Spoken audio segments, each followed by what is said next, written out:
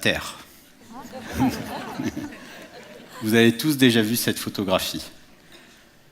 Au moins sur la couverture de vos livres d'histoire géo, et certainement bien ailleurs, parce que cette photo, c'est la photo la plus reproduite de l'histoire de l'humanité. Pourquoi ? C'est la seule qu'on ait, elle est unique. C'est le seul portrait que l'on ait de la Terre tout éclairée.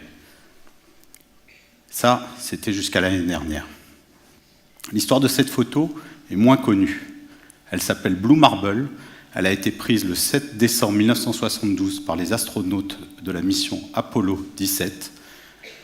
Cette mission Apollo 17 était la dernière des missions Apollo, et dans toutes les missions précédentes, la Terre n'était jamais complètement éclairée. Donc c'était la première photo de la Terre qu'on a reçue, mais aussi la dernière. Cette photo, quand on l'a reçue, elle a tout changé. Pour la première fois, l'humanité voyait sa maison. Elle découvrait que la Terre était ronde. On le savait, on nous l'avait dit, mais on en avait la preuve. Cette photo nous a fait aussi comprendre que notre planète était magnifique, mais qu'elle était aussi fragile, perdue dans une étendue noire et lugubre. Elle nous a donné envie de nous la protéger. Cette photo a démarré un mouvement qu'on appelle la conscience planétaire. Elle est intervenue en 1972, exactement quand les problèmes environnementaux devenaient globaux, et elle a aidé le développement des mouvements écologistes. Malheureusement, l'effet de cette photo s'est estompé avec les décennies.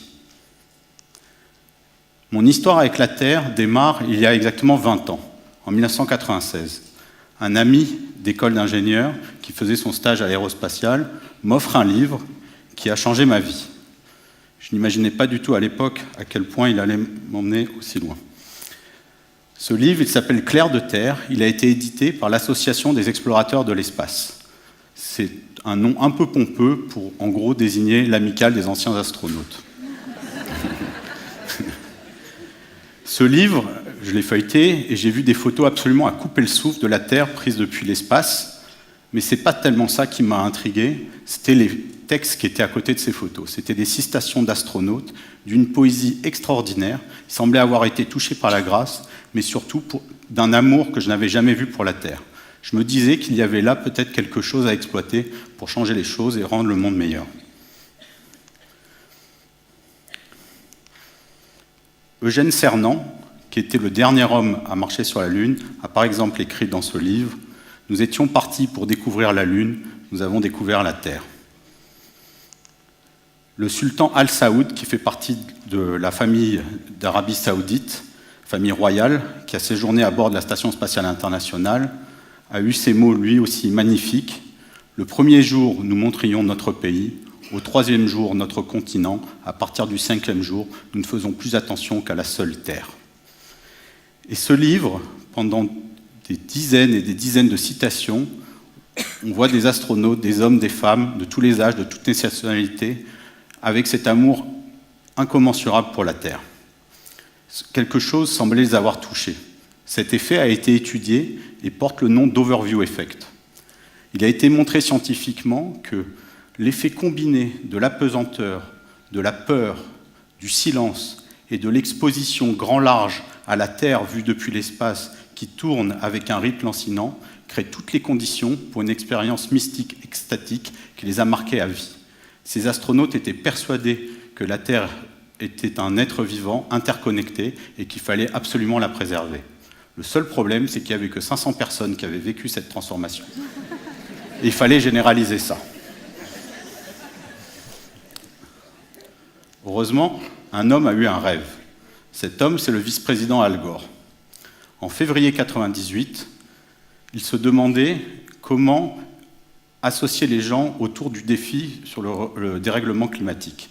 C'était 2 mois après les négociations du protocole de Kyoto, où il s'était beaucoup investi en tant que vice-président des États-Unis. Une nuit, inspiré par Blue Marble et ce qu'elle avait changé quand il était plus jeune, il eut le rêve d'envoyer une sonde dans l'espace pour filmer en temps réel et diffuser sur Internet qui venait de naître ces images pour tous les gens, pour qu'ils puissent toujours voir le visage éclairé de Gaïa. L'avantage, quand on est vice-président des États-Unis, c'est qu'on peut lancer un challenge à la NASA. Donc, après en avoir parlé avec quelques spécialistes pour s'assurer que ce n'était pas complètement idiot, le bureau du vice-président, par un communiqué de presse, a lancé le défi à la NASA d'envoyer un satellite dans l'espace pour ramener ces images, et si possible, avant la fin de l'année 2000, le début du 3e millénaire. Donc en gros, ils avaient 2 ans. Donc,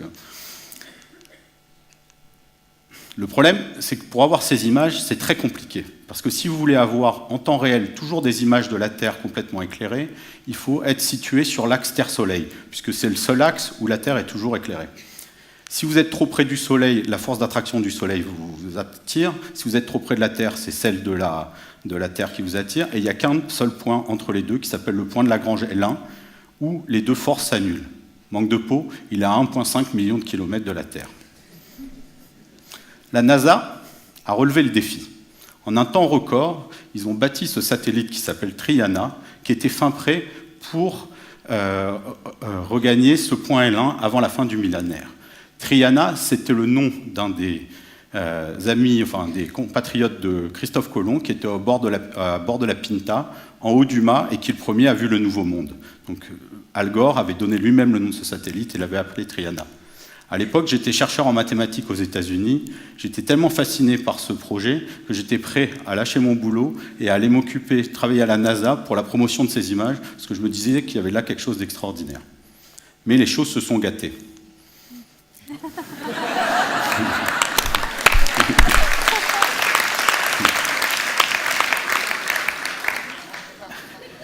Les choses se sont gâtées quand Al Gore a eu la mauvaise idée de vouloir occuper la Maison-Blanche face à George Bush.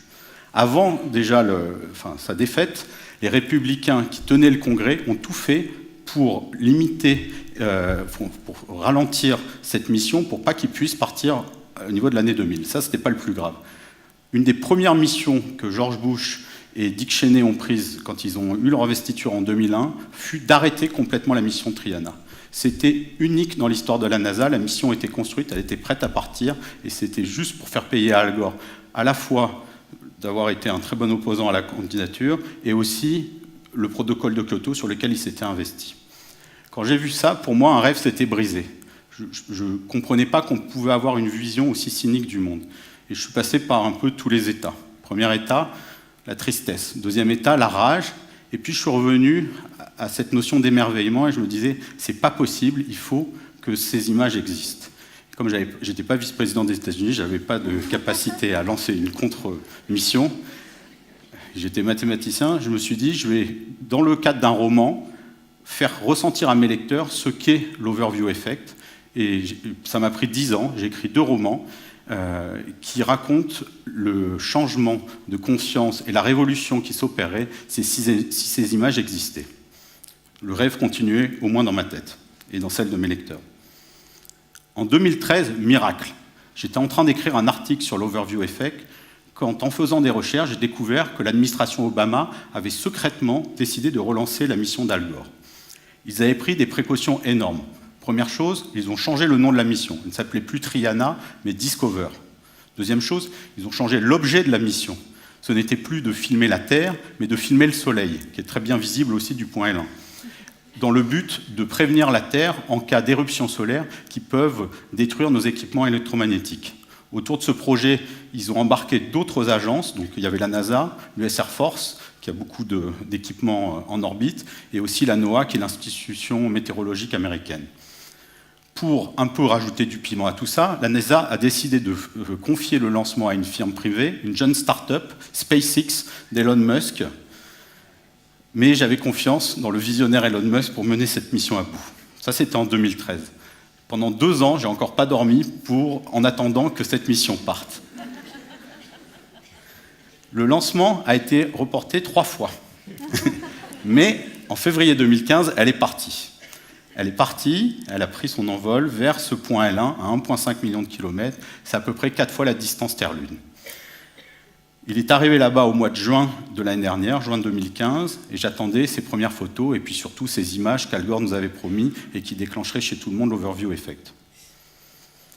Il a fallu encore attendre 1 mois et le 21 juillet 2015, le second portrait de Gaïa nous a été révélé par la NASA. Le voici.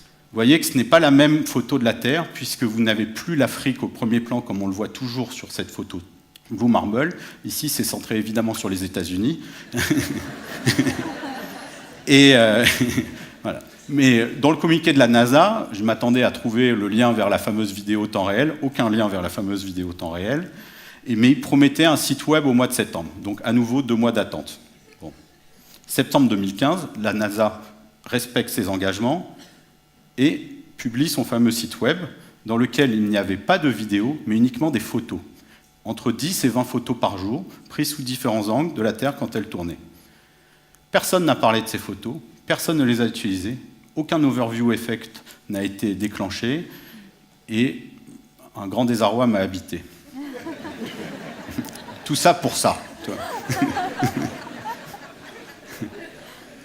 Et puis j'ai eu un déclic après les attentats de Paris, en novembre 2015. Quand j'ai vu toute cette noirceur, je me suis dit, il y a vraiment besoin de poésie dans ce monde. Et je n'avais pas le courage ou le temps de m'occuper tout seul de ces images de la NASA. Donc j'ai envoyé un message à mes lecteurs en disant, qu'est-ce qui veut m'aider à faire quelque chose avec ces images? Et là, miracle, mon ami Michael Bocara, qui est maintenant en Israël, qui est ici ce soir, m'a contacté et m'a dit, écoute, c'est lui qui m'avait passé ce livre Clair de Terre, il m'a dit, je veux bien t'aider. On avait commencé cette histoire ensemble, on allait la finir ensemble. On a passé nos nuits à essayer de voir qu'est-ce que l'on pourrait faire avec ces images. Et puis, un soir, Eureka. Attendez. On s'est dit que si on disposait de plusieurs images de la Terre prises sous différents angles et qu'on les projetait sur une sphère, en les interpolant, on devrait pouvoir recréer cette fameuse vidéo manquante. On a repassé un certain nombre de nuits au malheur de nos femmes, toujours sur Internet entre la France et l'Israël, et un soir, on a vu la Terre tourner pour la première fois devant nos yeux. Il était très tard, on s'est appelés, on était émerveillés, et ce soir, vous allez vous aussi voir ces images.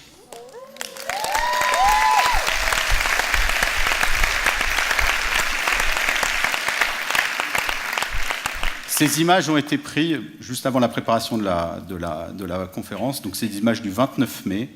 Elles sont prises du point L1, donc imaginez-vous, dans ce point, à admirer la Terre, donc si c'est possible d'éteindre complètement la lumière, et je vais vous laisser faire l'expérience de la Terre.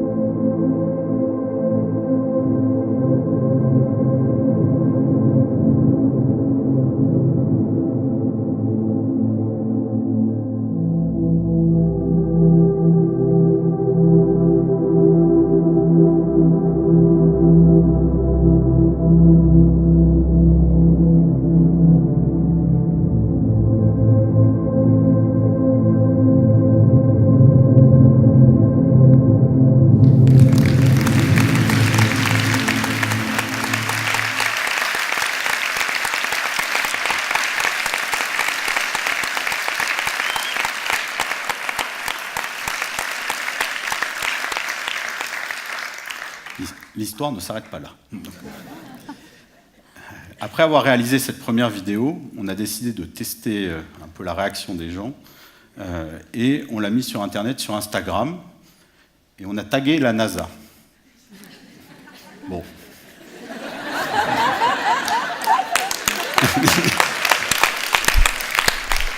Quelques heures après, nous recevions un mail de la NASA qui nous félicitait et qui se demandait comment on avait pu réaliser cette vidéo.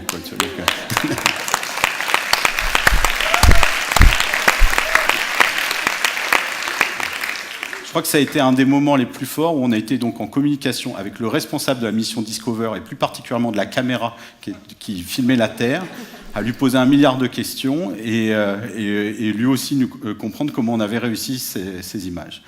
Et après cette conversation avec la NASA, on s'est dit peut-être là on a réalisé quelque chose d'important et on s'est dit on va aller jusqu'au bout de notre rêve. Ce rêve, c'est que ces images, on se les approprie tous, pour vraiment avoir ce sentiment de ce bien commun collectif qu'on doit préserver. Et pour pouvoir se les approprier tous, il faut pouvoir les diffuser sur tout type d'écran. Et des écrans, on n'en manque pas. On pourrait les projeter sur des gratte-ciels, mais aussi dans la paume de nos mains, sur des téléphones portables. Et donc, on a créé un projet qui s'appelle Blueturn, le tourne en bleu. Et sur le site www.blueturn.earth, vous pouvez trouver gratuitement toutes ces images, toutes ces vidéos, et on va rajouter cet été une appli qui vous permettra, sur des tablettes ou sur des téléphones, de pouvoir gratuitement consulter et de voir toujours les dernières images de la Terre, et donc de réaliser ce rêve d'Al Gore qui était devenu le nôtre. Avec ces images,